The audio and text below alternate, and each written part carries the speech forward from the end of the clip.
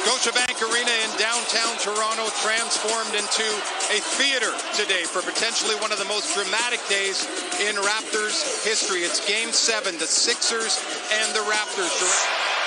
Embiid with Simmons, Harris, Redick, and Jimmy Butler. Scott Foster walks to center court. Embiid and Gasol.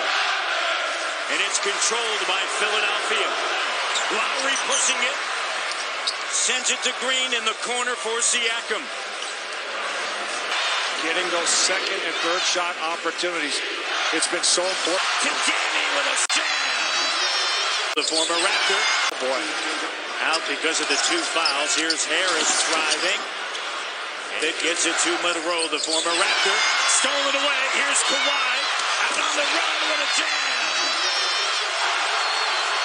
Raptors by 3. Lead pass. Kawhi. Kagame with a slam dunk. Joel Embiid on the scene. Ibaka, they give it to him. The 3, and it's good!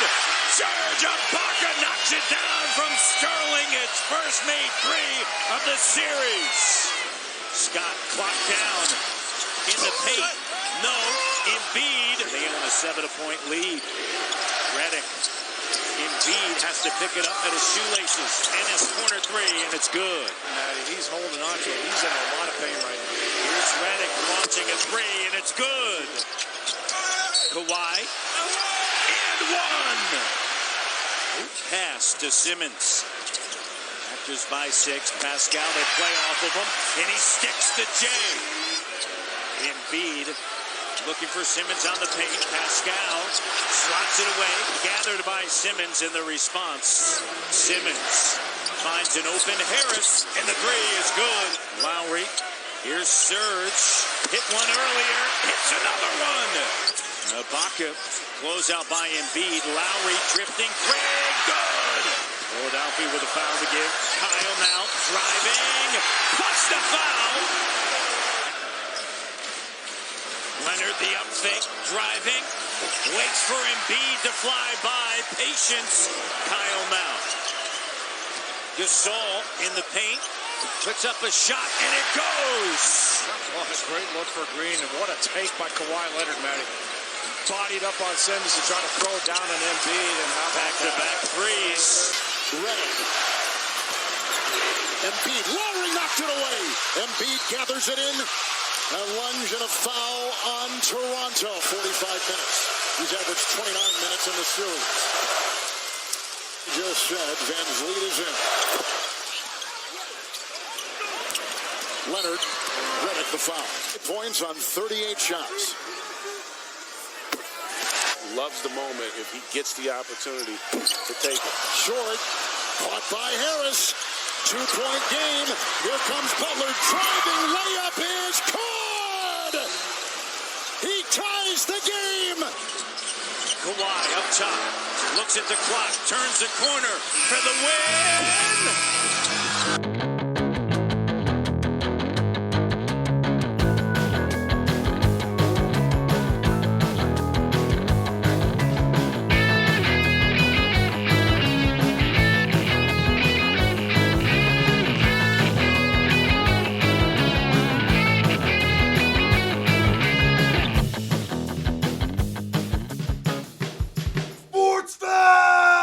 It is Sportsfeld Storytime. We are going back, all the way back. We've hit the pinnacle. Maybe not the pinnacle. We've hit the historic moment in the 2019 Raptors playoff run. May 12th, 2019, a sold-out Scotiabank Arena for Game 7 between the Philadelphia 76ers and the Toronto Raptors. After a back-and-forth series that we chronicled in the previous episode, it was all come down to this. The rotations are tightened up. It is 8-man rotation for the Sixers, only 7 guys on the court for the Raptors.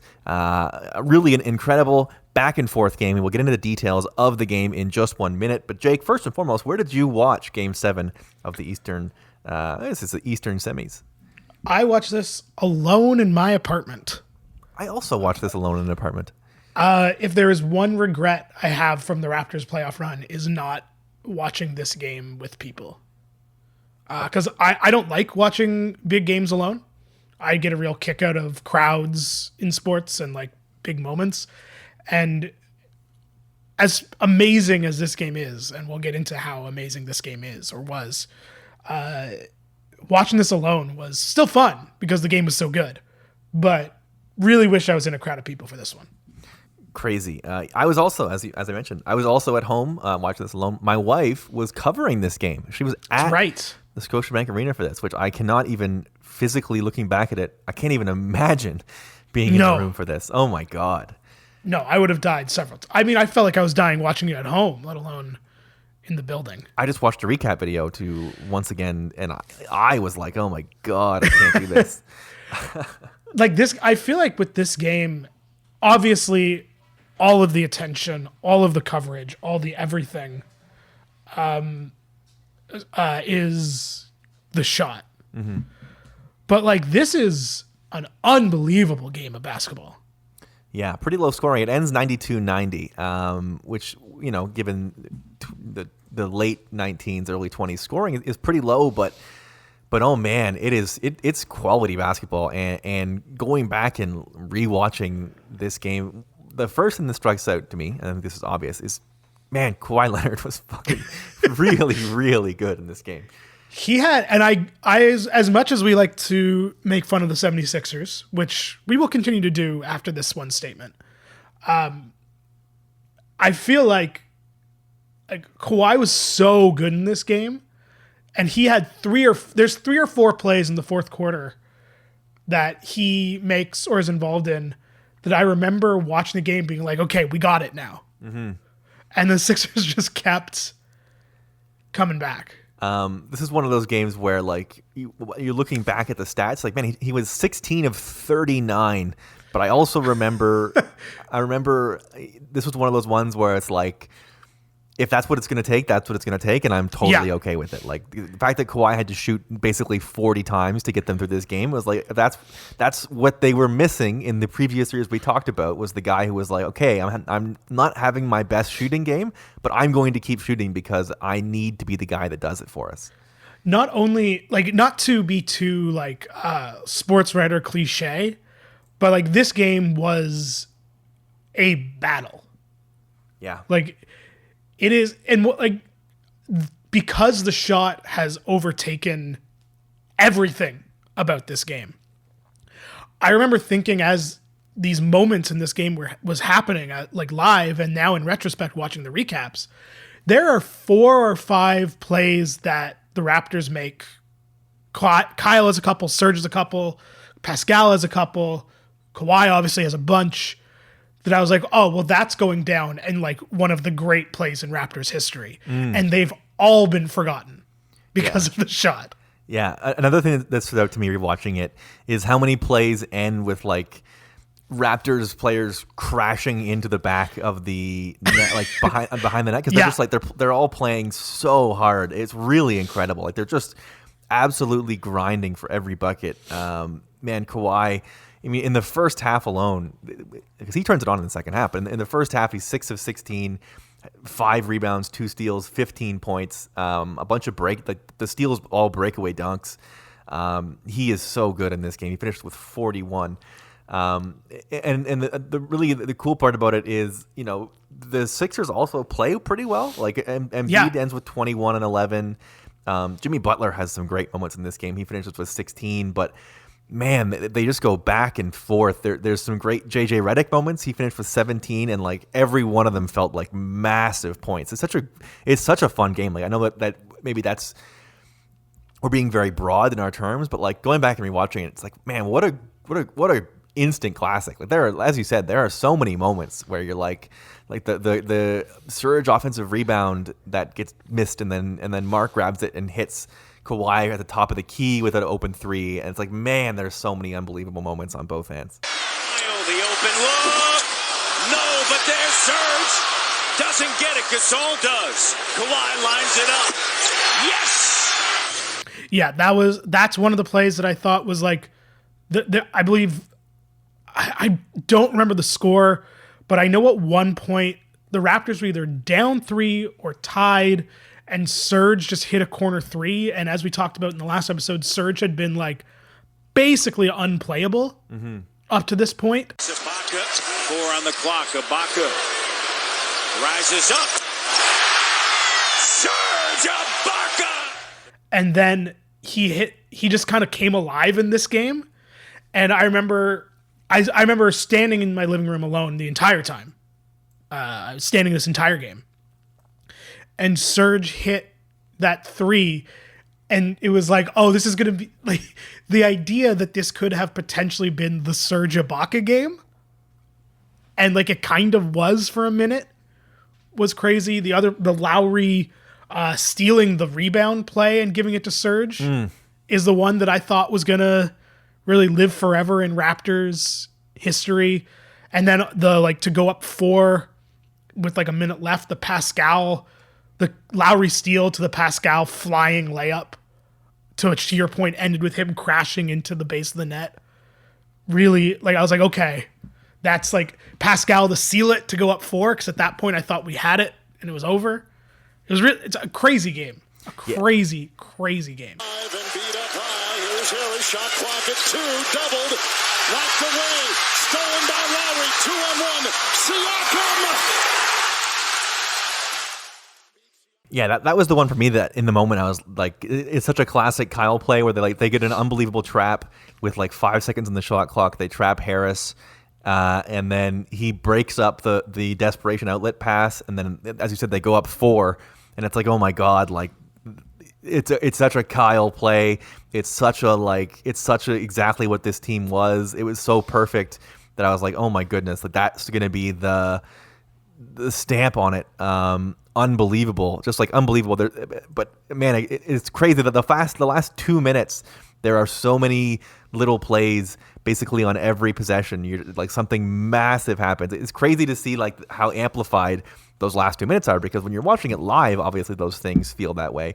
But then even watching it back, you're like, oh man, it is like this crazy. Like Kawhi hits that foot on the line shot from the elbow to put them up 2.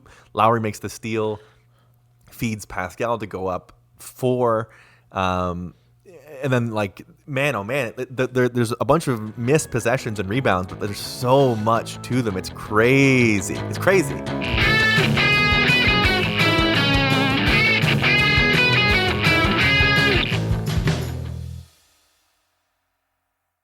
It's a crazy game where I do this. I don't know if you do this, but I feel like Toronto sports fans sort of have this in them where we're big on looking ahead while big games are going on. Mm-hmm. Like, I know I'm thinking back to, this might be a bad example, but like it happens, Leafs Bruins in 2013, the 4-1 game, where any Leafs game 7, it's always like, okay, well, if they win this, then who's next? And we did that with the Jays a lot, I think, in 2015 and 2016. Of like, okay, if they can win this, who's next? This game was so intense and ridiculous.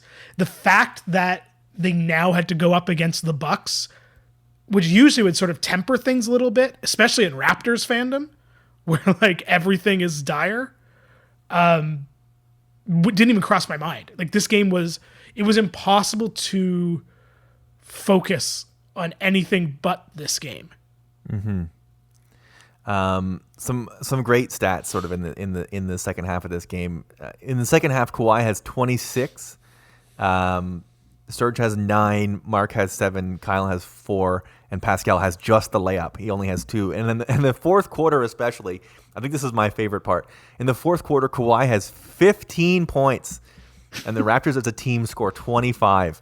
Nobody else makes more than one shot in the entire fourth quarter other than Kawhi, who goes 6 of 9, including a 3. It felt that way too. It was like a real living and dying as every shot is in the air kind of game.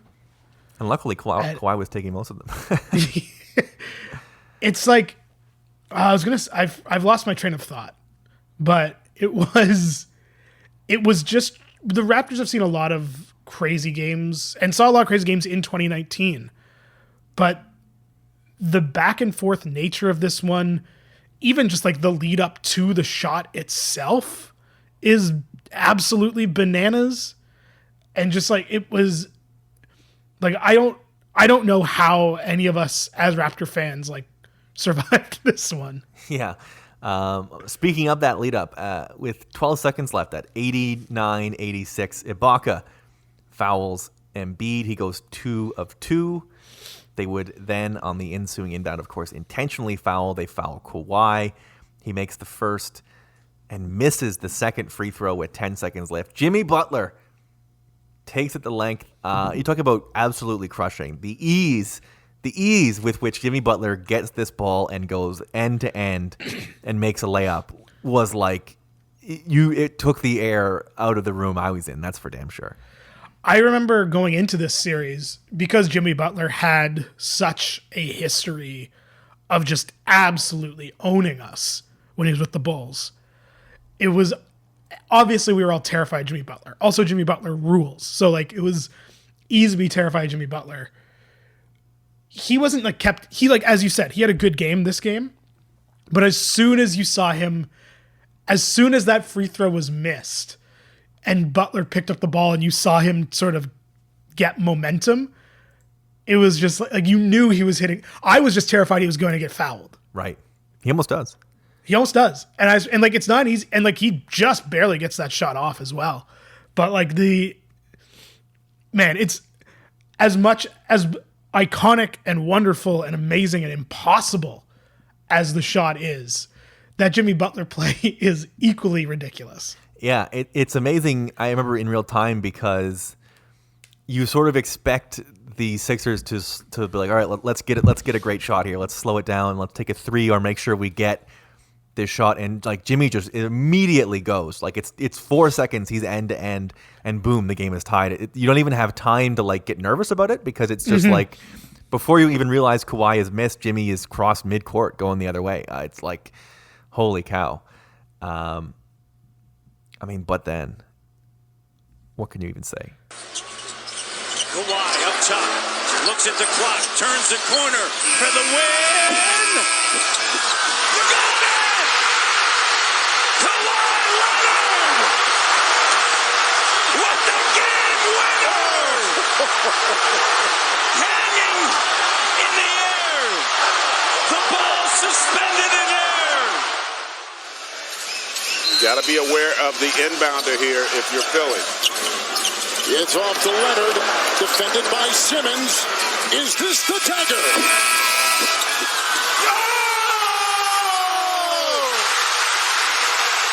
Game!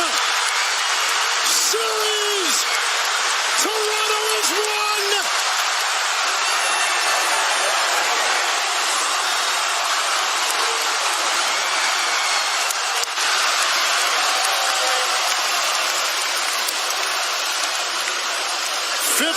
Fourth-quarter points by Kawhi Leonard.